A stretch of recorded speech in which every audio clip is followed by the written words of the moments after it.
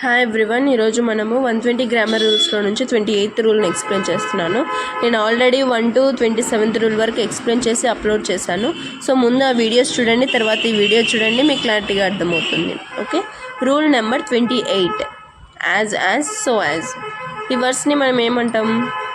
కొర్రెలేటివ్ conjunctions అని అంటాం.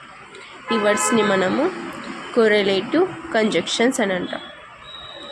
ఇవి ఎప్పుడు యూజ్ అవుతాయి, ఎక్కడ యూజ్ చేస్తాం అంటే ఏదైనా ఒక సెంటెన్స్లో నెగిటివ్ అండ్ పాజిటివ్ సిచ్యువేషన్స్ ఉంటాయి. ఏ సెంటెన్స్ అయినా కానీ యాజ్ పాజిటివ్ అండ్ నెగిటివ్ సిచ్యువేషన్స్లో మాత్రమే యూజ్ అవుతుంది. ఓకే, సో యాజ్ నెగిటివ్ సిచ్యువేషన్లో మాత్రం యూజ్ అవుతుంది. గుర్తుపెట్టుకోండి, యాజ్ పాజిటివ్ అండ్ నెగిటివ్ సిచ్యువేషన్లో యూజ్ అవుతుంది.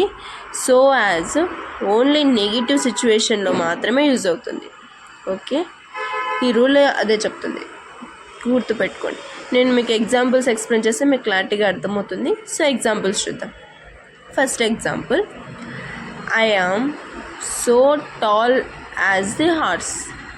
I am so tall as the horse.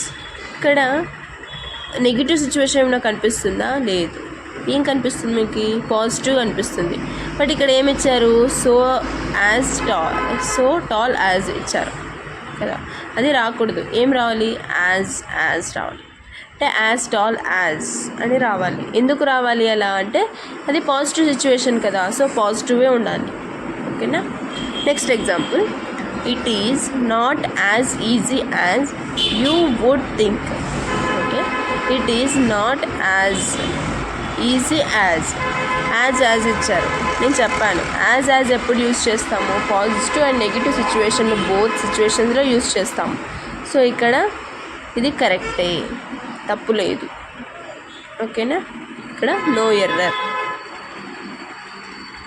Next example, she is so beautiful as her sister.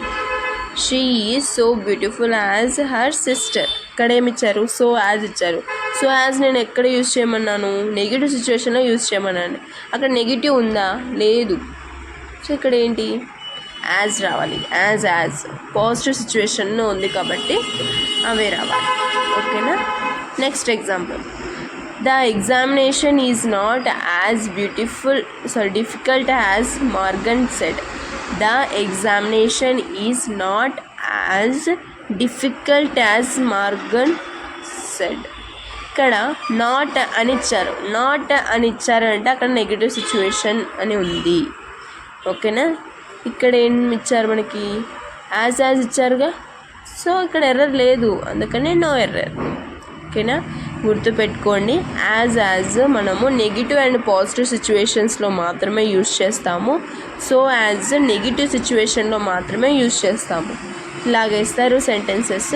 మనకు ఎర్రర్ ఎక్కడుంది అని ఐడెంటిఫై చేయమంటారు. ఓకేనా, మీకు క్లారిటీగా అర్థమైంది అనుకుంటున్నాను. ఒకవేళ అర్థం కాకుండా మళ్ళీ అయినా చూడండి, మీకు క్లారిటీగా అర్థమవుతుంది. ఇవే కాదు, నేను డిస్క్రిప్షన్లో మోర్ ఎగ్జాంపుల్స్ ఇస్తాను, ప్రాక్టీస్ చేయండి, ఈజీగా వచ్చేస్తుంది. Okay, thank you.